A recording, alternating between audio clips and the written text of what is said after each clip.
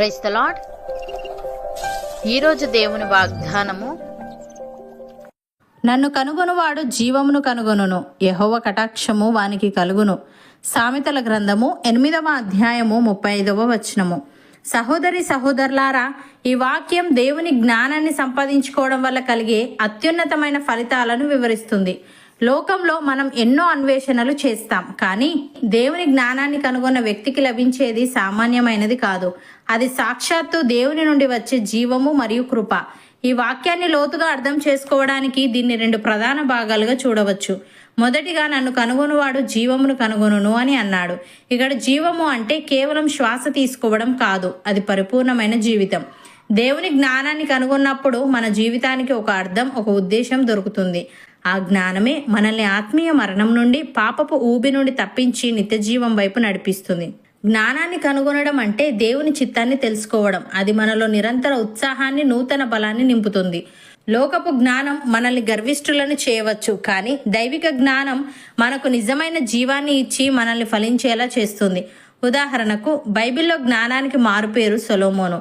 అతడు దేవుని దగ్గర ఐశ్వర్యాన్ని లేదా శత్రువుల నాశనాన్ని కోరుకోలేదు. కేవలం వివేకము గల హృదయం ప్రసాదించమని దేవుణ్ణి అడిగాడు. ఫలితం, దేవుడు అతనికి ఇచ్చిన జ్ఞానం వల్ల ఇజ్రాయేల్ దేశం మునుపెన్నడూ లేనంతగా వర్ధిల్లింది. అది కేవలం లోకపు తెలివితేటలు కాదు, దేవుని చిత్తాన్ని బట్టి తీర్పు తీర్చే దైవిక జ్ఞానం. ఆ జ్ఞానమే అతనికి ఘనతను, జీవాన్ని ఇచ్చింది. అలాగే పౌలు లోకపు జ్ఞానం, శాస్త్ర పాండిత్యం కలిగిన వ్యక్తి, కానీ అతడు దేవుని చిత్తాన్ని ఎరుగక క్రైస్తవులను హింసించేవాడు. దమస్కు మార్గంలో అతనికి దైవిక వెలుగు తగిలినప్పుడు అతని పాత జీవితం మరణించి ఒక క్రొత్త జీవం ప్రారంభమైంది. లోకపు గర్వం కంటే దేవుని జ్ఞానం గొప్పదని పౌలు గుర్తించి తన శేష జీవితాన్ని లోకం కోసం కాకుండా దేవుని సువార్త కోసం ఫలభరితంగా మార్చుకున్నాడు. ప్రియులారా, దైవిక జ్ఞానం అనేది ఒక గమ్యం కాదు, అది ఒక ప్రయాణం.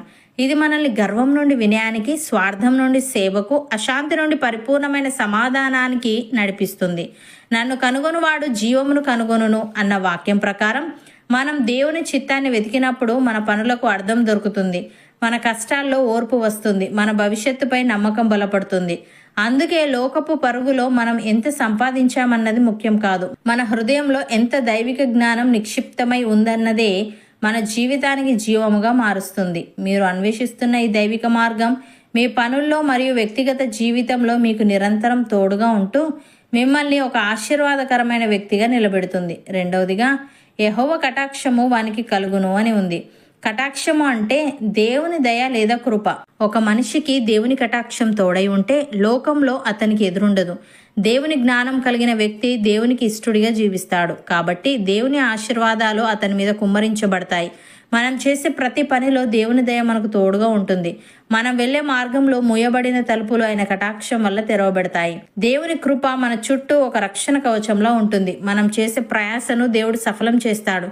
ఉదాహరణకు, నోవహు కాలంలో ప్రజలందరూ చెడు మార్గంలో ఉన్న నోవహు యెహోవా దృష్టిలో కృప పొందిన వాడాయను.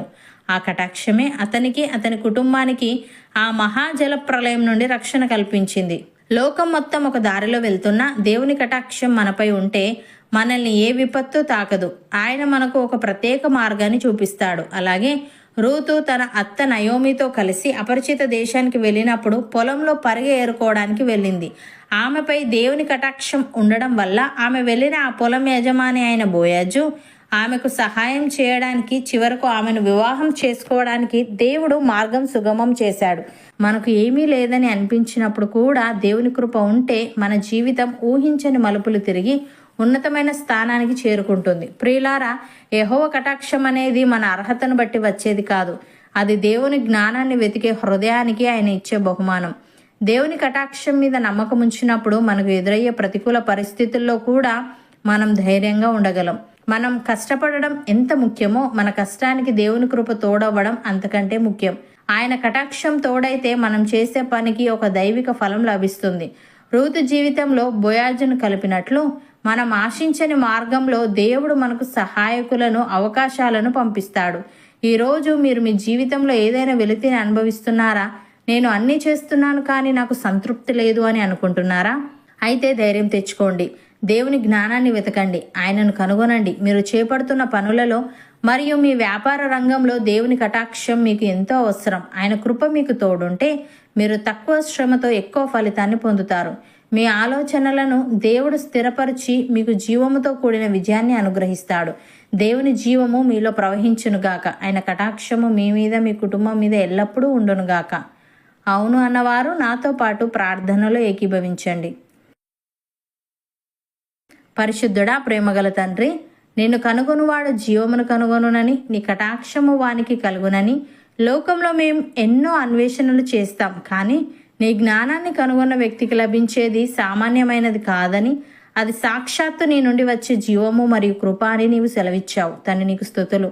దేవ, జ్ఞానం అనేది ఒక గమ్యం కాదు గనుక అది ఒక ప్రయాణం గనుక అది మమ్మల్ని గర్వం నుండి వినయానికి, స్వార్థం నుండి సేవకు, అశాంతి నుండి పరిపూర్ణమైన సమాధానానికి నడిపిస్తుంది గనుక నీకు కృతజ్ఞతలు చెల్లిస్తూ నీ జ్ఞానాన్ని వెతుకుతూ మా జీవితాలకు ఒక అర్థాన్ని, ఉద్దేశాన్ని కనుగొనే వారంగా ఉండుటకు సహాయం దయచేయమని, నీ కటాక్షం అనేది మా అర్హతను బట్టి వచ్చేది కాదు గనుక అది నీ జ్ఞానాన్ని వెతికే హృదయానికి నీవు ఇచ్చే బహుమానం గనుక మేము నీ కటాక్షం మీద నమ్మకం ఉంచి మాకు ఎదురయ్యే ప్రతికూల పరిస్థితుల్లో కూడా ధైర్యంగా ఉండగలుగుటకు కృపచూపమని, ఈ వాగ్దానాన్ని విశ్వసిస్తున్న ప్రతి ఒక్కరిని నీవు ఆశీర్వదించి వారి జీవితాల్లో నీ కటాక్షాన్ని కుమ్మరించి వారు చేసే పనులను సఫలపరిచి వారిని నీ మహిమకు సాక్షులుగా నిలబెట్టమని యేసుక్రీస్తు నామమున ప్రార్థిస్తున్నాము తండ్రి.